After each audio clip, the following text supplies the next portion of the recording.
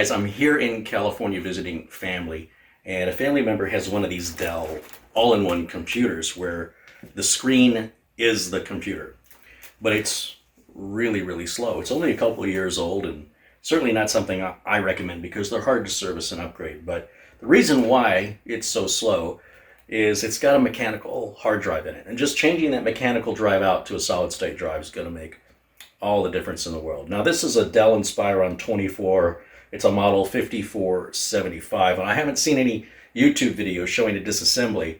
I was afraid I was going to have to get like a spudger or something to separate the back on it. As you can see, there's no visible screws. It's hard to tell how this stand is mounted, and you can see on the back of it here, there are some USB ports, and way under there, there's an Ethernet port.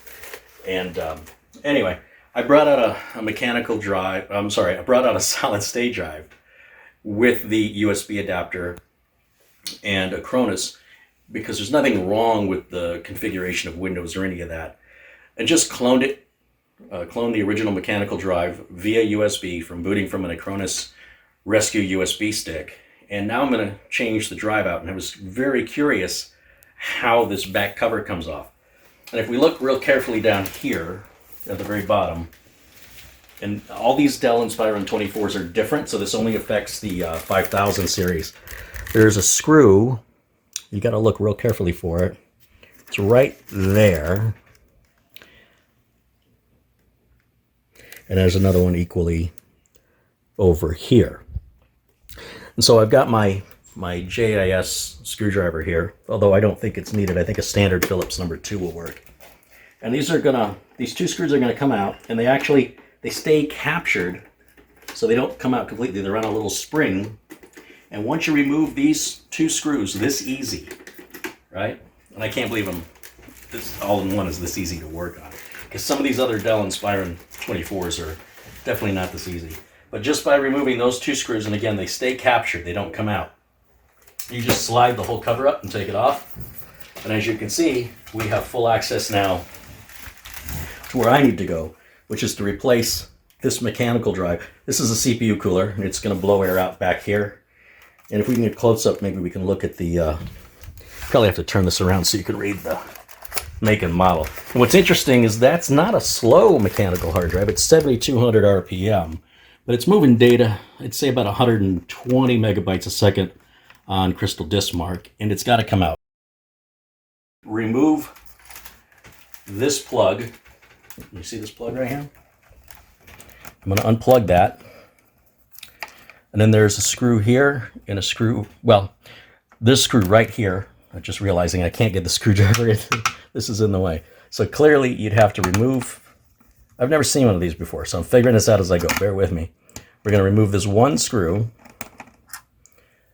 we'll set it aside where we're not going to lose it. And then there's like a little pull tab here, which I'm guessing is involved somehow. And I imagine this whole thing either lifts up or out. There it is. This is an older Samsung, like an 840. I think it's a 500 gig drive. And like any other hard drive swap, you're going to remove the two screws that secure the drive into the holder. There's one. And I'm working on this bed because I don't want to scratch the screen. To work on it like this, you have to lay it flat, and you don't want to scratch it up. And we're going to remove, well, there's only 3 screws. That's interesting. There's only one on this side for some reason, and I'm not complaining.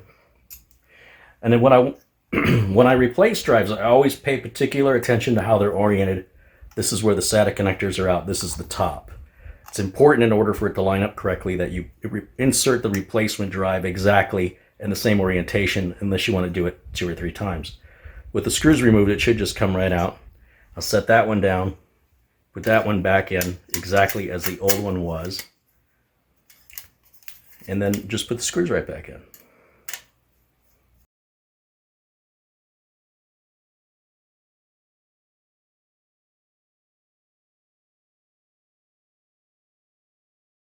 So you'll see there's these, part of the metal is bent outward, and it's wider here and narrower here. And if you look on the back of this tray, you'll see these keyholes, and that's going to align into the wide spot, and then you push it up and it locks it in. And what's going to hold it in place is that one single screw. And that just secures it so it doesn't fall out of there.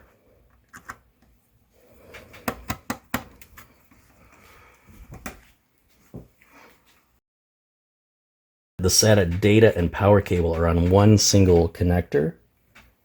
That's universally the same on all 2.5-inch drives, mechanical or SSD. And then the back is just going to slide right back on.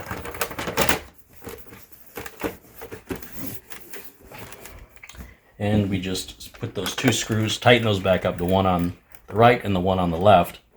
And in theory, this thing should be much, much faster. So here we go. It's going to boot for the very first time with the solid state drive. If I cloned it correctly, it should go right into Windows. And it should do it relatively quickly. Let me pull up Crystal Diskmark and see what it does. I'm expecting about 540 on the reads and a little over 500 on the writes.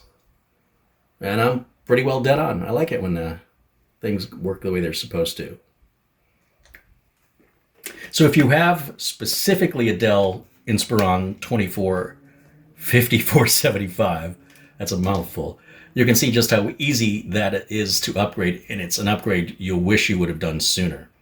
The write speeds on this are obviously a lot slower than I expected. It is a Samsung, 840, and I think those are the correct numbers. The modern SSDs, if this was a new SSD, would probably be closer to that number.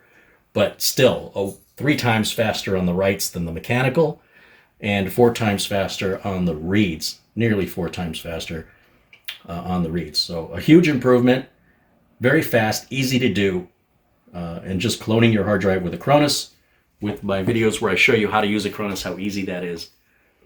And solid state drives are cheaper than ever. It's a worthy upgrade, and I hope you found this video helpful, and I will see you back in the kitchen. Bye for now.